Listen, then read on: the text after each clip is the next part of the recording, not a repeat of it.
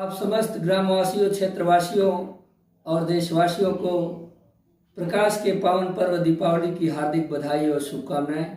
जैसा कि दोस्तों आप जानते हैं कि यह दीपावली का पर्व कार्तिक मास अमावस्या तिथि को मर्यादा पुरुषोत्तम श्री रामचंद्र जी जब 14 वर्ष वनवास के उपरांत लंका पर विजय प्राप्त करने के बाद अपनी भार्या माता सीता जी के साथ और अनुज लखन जी के साथ जब अयोध्या वापस आए थे, तब अयोध्या वासियों ने उनके आने की खुशी में, आगमन के खुशी में दीपोत्सव मनाया था।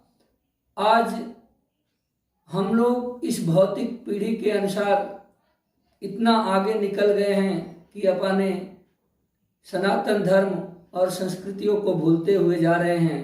मित्रों, अपनी संस्कृति को छोड़ना, अपने सनातन धर्म को छोड़ना आगे चल कर के हमारे नई जनरेशन के लिए बहुत खतरनाक साबित होगा। इसलिए एक बार पुनः मैं आप लोगों से निवेदन करूंगा कि आप दीपावली मनाएं, लेकिन दीपावली क्यों मनाया जाता है, किसके निमित्त मनाया जाता है, उनके जीवन को भी अपने अनुकरण में लाएं, ताकि हमारा भी जीवन जो है कि एक आदर्श जीवन स्थापित हो सके। मित्रों, जब भगवान मर्यादा पुरुषोत्तम श्री रामचंद्र जी युद्ध के मैदान में थे और अब अंतिम समय का युद्ध लगने वाला था, रावण स्वयं मैदान में आने वाला था।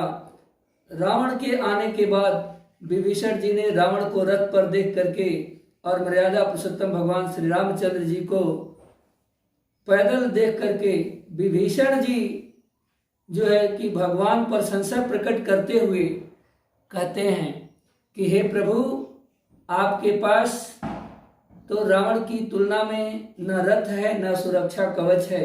रावण के पास तो एक दिव्यमान रथ है और सुरक्षा कवच है, आपके पास तो कोई रथ है और ना ही जो है सुरक्षा कवच है। आप उस धीर वीर से को कैसे जीत सकेंगे? तब भगवान श्री रामचंद्र जी जो उत्तर देते हैं उसको आप देखिए, बताते हैं। सुनहु सखा कह कृपा निधाना, जय जय होई सो चंदन आना।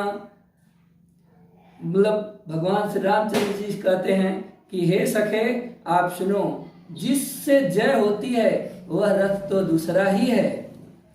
आगे विभीषण जी की जिज्ञासा बढ़ती गई और उन्होंने पूछा कि हे प्रभु, आखिर वह रथ कौन सा है जो दिखाई नहीं पड़ रहा है? तब भगवान श्री रामचंद्र जी कहते हैं, सौरज धीरज जय रथ चाका, सत्यशील दृढ़ ध्वजा पताका। सौरज धीरज जिस रथ के पहिया हैं और सत्यशील ही उसके दृढ़ ध्वजा और पताका हैं। बल विवेक दम परहित घोरे, बल विवेक और परमार्थ का भाव, दूसरों के भलाई का भाव उसके घोड़े हैं। क्षमा कृपा समता रज जोरे, क्षमा कृपा और समता रूपी धागा से यानी कि डोरी से ये घोड़े बंधे हुए हैं।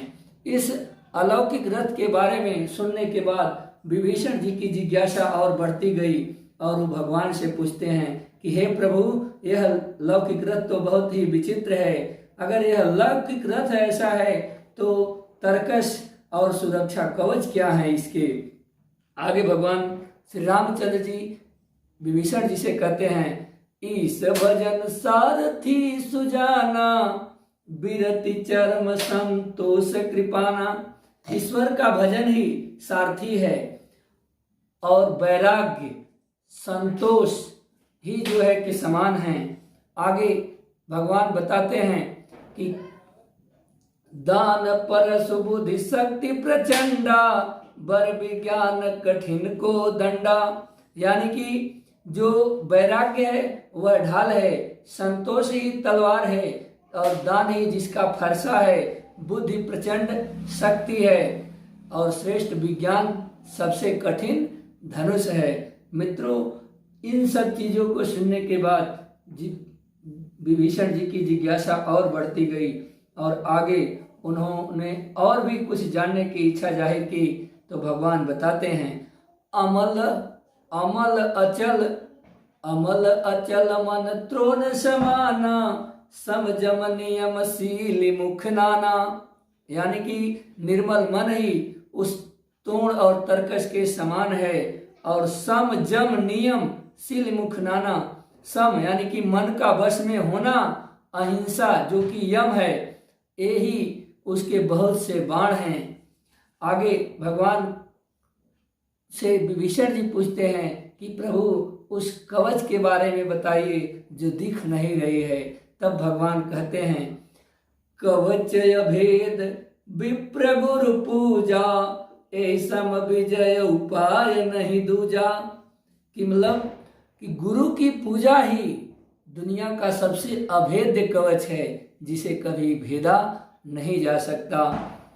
आगे भगवान जिज्ञासा पर उनके बोलते हैं, सखा धर्ममय असरथ जाके, जीतन कहन कतहु रिपुता के।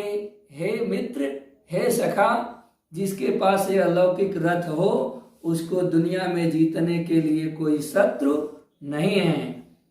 आगे भगवान कहते हैं, महा अजय संसार रिपु, जीत सकई सो वीर, जाके असरथ होई, दृढ़ सुनहु सखा मति धीर।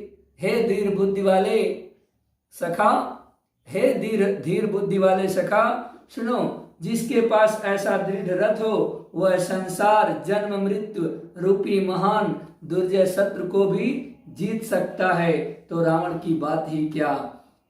इस सब चीजों को सुन करके विभीषण जी कहते हैं, सुन प्रभु बचन विभीषण हर्षे, गहे पद कंज एहि मिस मोहि उपदेश हु, राम कृपा सुख पुंज। प्रभु के वचन सुन करके विभीषण जी ने हर्षित होकर के उनके चरण कमलों को पकड़ लिया और आगे कहे, हे कृपा और सुख के समूह सागर श्री राम जी, आपने इसी बहाने मुझे महान उपदेश दिया। मित्रों, आप इस कलयुग में भी उस लौकिक रथ को अपना सकते हैं और उस गुरु रूपी कवच अभेद कवच को भी अपना सकते हैं। तो हमारी आपसे यही निवेदन है, विनती है कि आप लोग रामायण के एक एक श्लोकों को एक एक दोहों पर अमल करें और अपने जीवन में चरितार्थ करें। निश्चित रूप से आपका जीवन आदर्श जीवन होगा, लोगों के लिए अनुकरणीय होगा। इन्हीं सब चीज़ों के साथ आपको एक बार दीपावली की पुनः हार्दिक बधाई और शुभकामनाएं। मैं भगवान से यह प्रार्थना करता हूँ, आज आप लोग दीपावली के दिन माता लक्ष्मी जी का भी पूजन करेंगे, सरस्वती माता का भी पूजन करेंगे और गणेश जी का भी पूजन करेंगे, जिसका तात्पर्य यह है कि जीवन में धन धान्य बना रहे, माँ सरस्वती के आशीर्वाद से आपकी बुद्धि सकुशल काम करती रहे और जो है कि गणेश भगवान के कृपा से आपके जीवन का जो है विघ्न बाधाएं हैं वह सदैव दूर होती रहें। एक बार पुनः आप सभी लोगों को दीपावली की हार्दिक बधाई और शुभकामनाएं। मित्रों, यदि यह आपको लौकिक रथ अच्छा लगे तो कमेंट बॉक्स में जरूर बताइएगा। यह मेरा एक छोटा सा प्रयास है जो आप लोगों के स्नेह और प्यार पर निर्भर करता है।